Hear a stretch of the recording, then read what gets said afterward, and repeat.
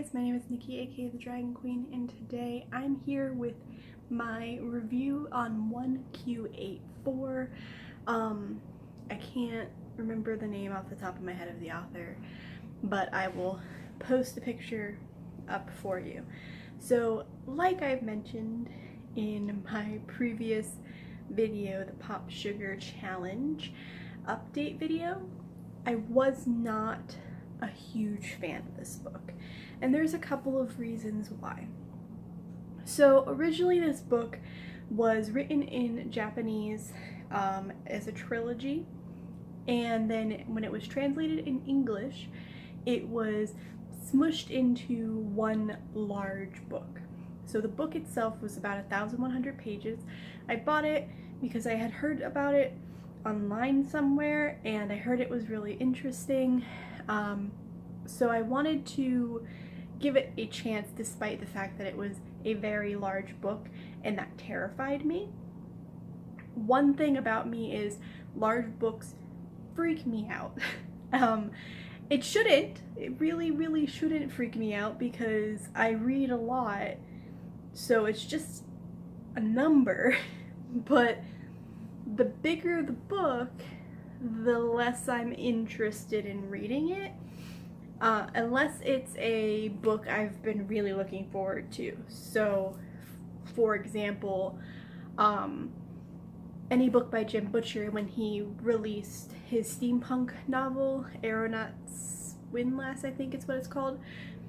I picked that up even though it was about an 800-page book because I was really wanting to jump into his other series.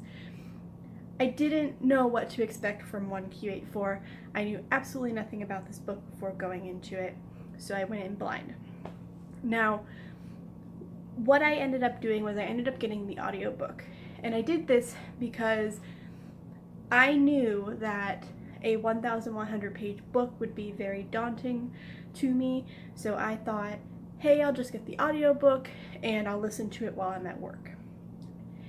First and foremost, it is a 40-hour audiobook, and that was kind of terrifying, but I was like, yeah, you know what, it's okay. You've listened to 28-hour long videos, this is fine. You can do this. Psyching myself up. So then the book started. I will say the narrator was very talented. The writing style was very well done. There was a lot of description, and the story within the story was intriguing. However, there were some things that I was not a fan of. First, I was not a fan of the unnecessary sexual conversations and descriptions in the book. I am in no means a prude, and I am no means against having sex in novels. This book, though, did not just have sex, it was unnatural obsessions almost with talking about anything related to sex. For example, there was a scene where the main male character was talking to his mistress, and the entire conversation had her discussing cupping his balls and cupping his penis and just lifting it up and down, and I'm just like, why is this necessary?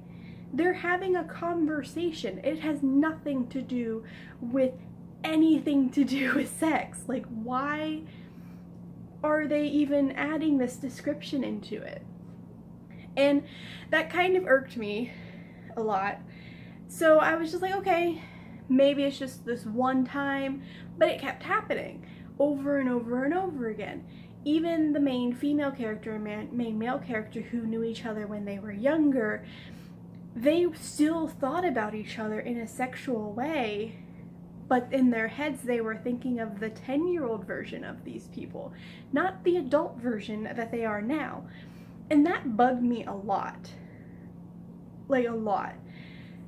And the final straw for me was there was when she finds out the truth about the bad guy, he explains that he goes into these comas where he is paralyzed, but he's awake, but he's paralyzed from the neck down, basically.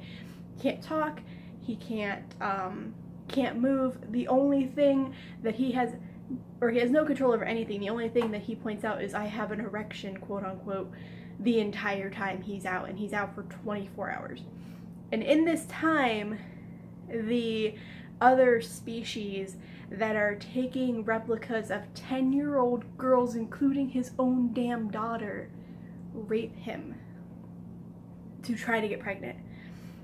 And I couldn't push past this.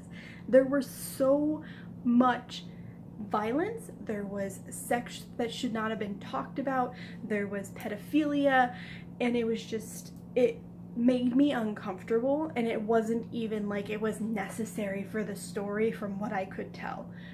Now, I'm not sure if maybe there's a translation issue, maybe in Japanese culture there is something that's different, and I wouldn't react the same way if I was Japanese.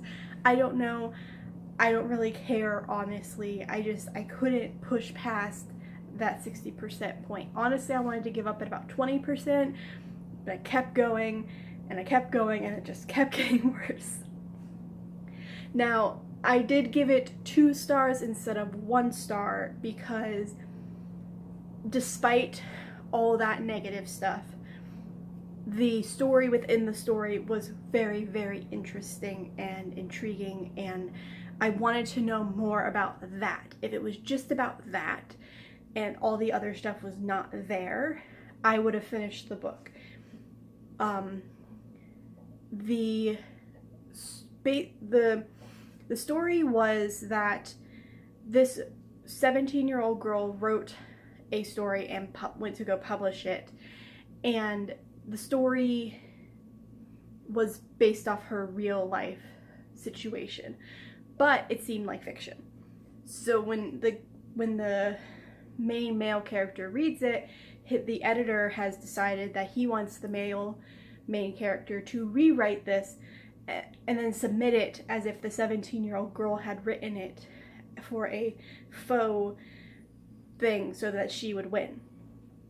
And that would bring a lot of money in, and it would trick the system, so to speak, because he wanted revenge against the publishing company, and that would be one way to get them a lot of money, basically, because it would show that a 17-year-old girl wrote this magnificent piece of fiction. The problem is it wasn't fiction, and by publishing it, word got out about the creatures that were in the book, and that led to more and more problems. So that part was all intriguing, and that part I liked. I also enjoyed how that girl and another woman who was hired for an assassination, she was hired to kill people who should have died but got away with things. Think of Dexter from the Dexter TV series and book. They kill people who should have been given justice and they weren't, because the system is flawed. So that's how she comes into it. And I don't know, I was curious to see why these creatures from another dimension were there, what they were doing, why they were trying to get pregnant with a human child, why this girl was so mentally destroyed from her cult life. That part I wanted to know more about. But all the other parts just tore that out. Like, I kept getting pulled out of the story. And as you know, a lot of you will know, if you get pulled out of the story, it's very difficult to get pulled back in. It takes a lot. And that's why there are some people who, like, as soon as they can't get into the story in the first couple of pages, they just say, no, screw this, I'm just gonna move on. I gave it a fair shot. I'm pretty sure 60% is like 600 something pages, and I couldn't. So if you've read this book and you enjoyed it, please let me know down below why you enjoyed it. This is not for hate. This is purely because I'm trying to understand why people are enjoying this series. Maybe I'm missing something. Maybe I'm looking too into it. Maybe I don't know. Maybe I'm just taking it too personally, and my own moral compass is getting in the way of me reading something that makes me uncomfortable. But I would love to know, if you've read this, what your opinions of it were. If you didn't like it, was it because of the same reasons I just mentioned, or was it for something completely different?